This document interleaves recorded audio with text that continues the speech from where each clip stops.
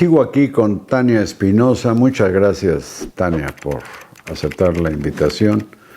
Ex consejera de la Comisión Nacional de los Derechos Humanos, quien renunció a esa misión o comisión junto con otros 5 compañeros. Ya no hay consejo consultivo en la CNDH. Ya no hay consejo. Hasta que el Senado lo nombre. Ustedes habían sido designados por el Senado. Así es. Bueno, por algo los habrá nombrado. Esta mujer se ocupa en la defensa de seres humanos relacionados con el comercio informal, entiendo. Con el trabajo en empleo informal en la economía popular, sí.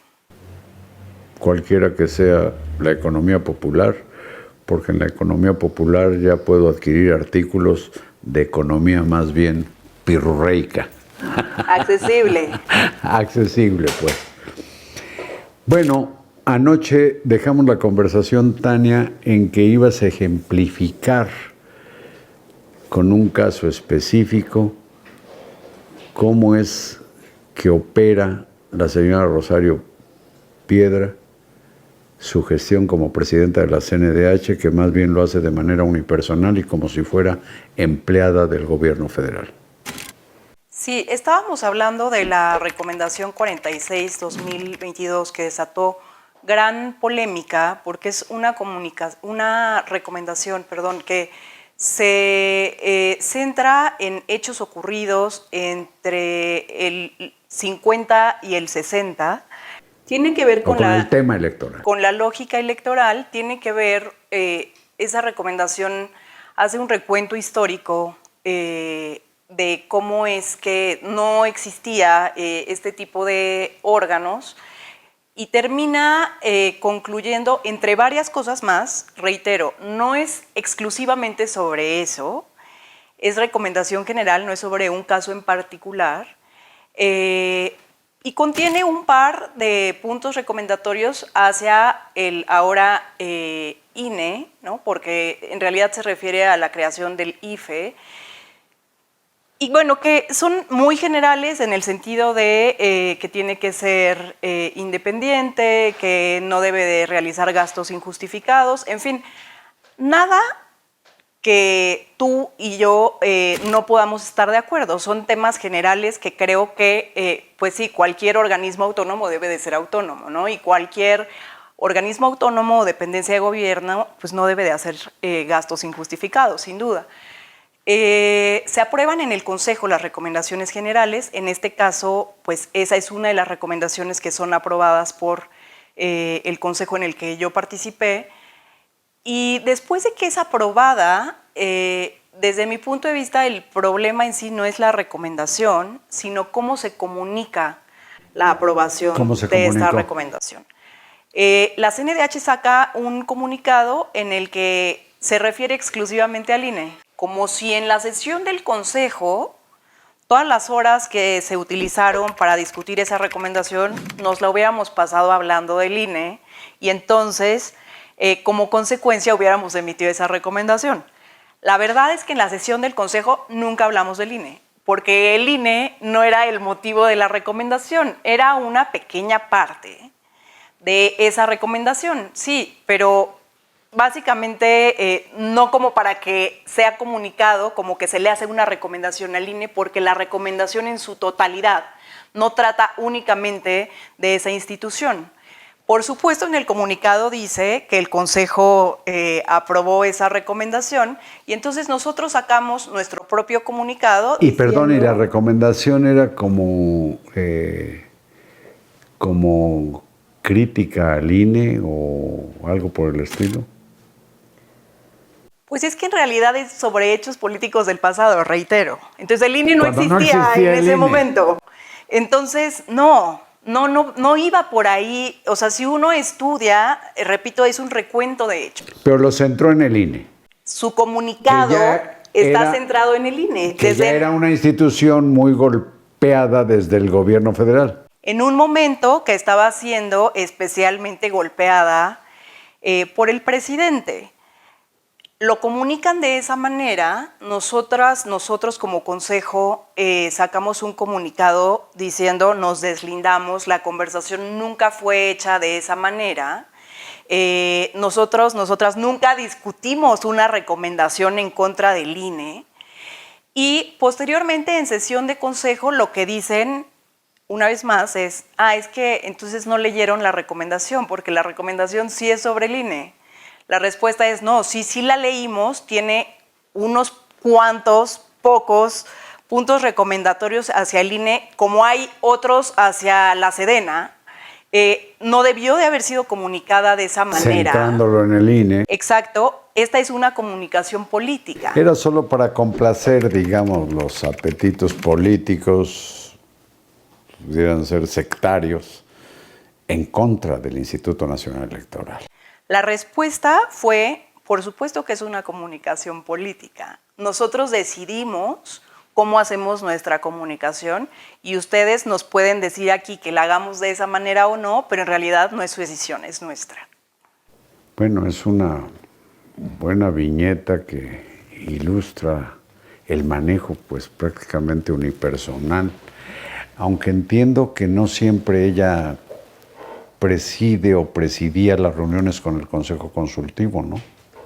Pues mira, lo que dice la ley es que ella es la presidenta de la comisión y la presidenta del consejo. A lo largo del tiempo que estuvimos ahí y que mensualmente asistíamos a sesiones del consejo, te diría que la mayor parte del tiempo estas sesiones sí eran presididas por ella, porque si no, no puede haber esa sesión, no pueden existir, pero quien daba toda la información sobre el actuar de la comisión no era ella, sino su secretario ejecutivo, que por cierto no forma parte del consejo.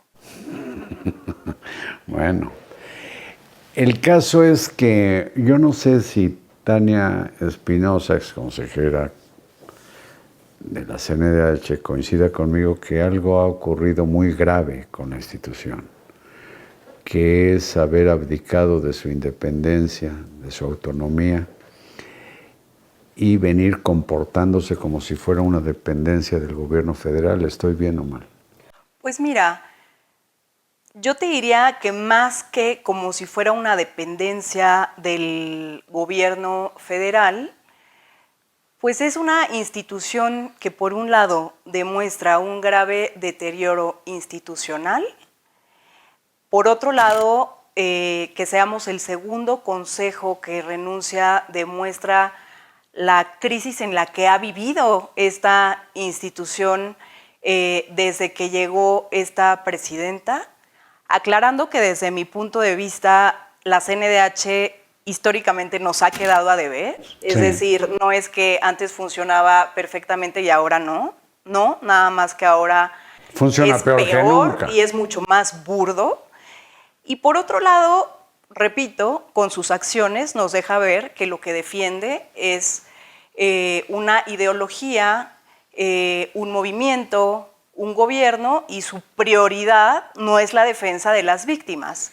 Bueno, esto se refleja inclusive en el manejo de los recursos económicos, porque hasta donde entiendo, acaba de decidir la señora Piedra donar 90 millones de pesos, se supone, para los damnificados en Acapulco y municipios aledaños. Y yo no sé ahí el Consejo Consultivo, teóricamente, qué tuviera que ver con el presupuesto o el manejo del dinero. Lo que dice la ley de la comisión en 2 artículos es importante. En uno dice que es facultad y obligación de la presidenta presentar un proyecto de presupuesto anual al Consejo.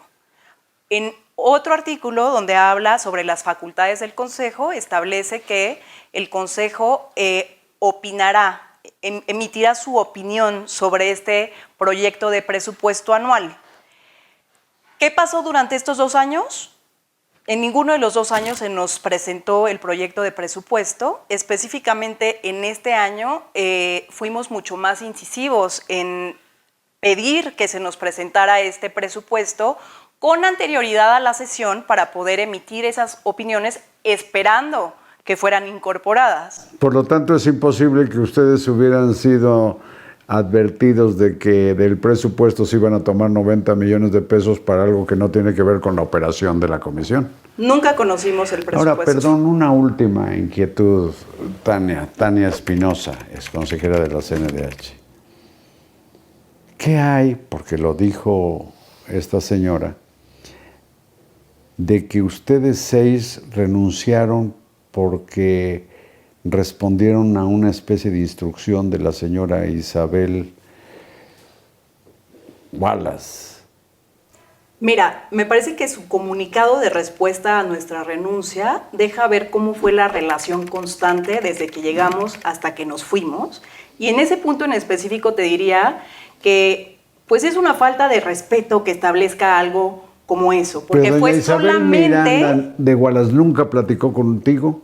Nunca platicó conmigo, nunca platicó con nosotros, pero se debe de reconocer que nosotros 6, como consejo, conversamos y tenemos la inteligencia suficiente para decidir entre nosotros 6 que es el momento de retirar. Sí, eso implica un menosprecio, desprecio por los exconsejeros que mejor le dijeron hasta la vista, baby.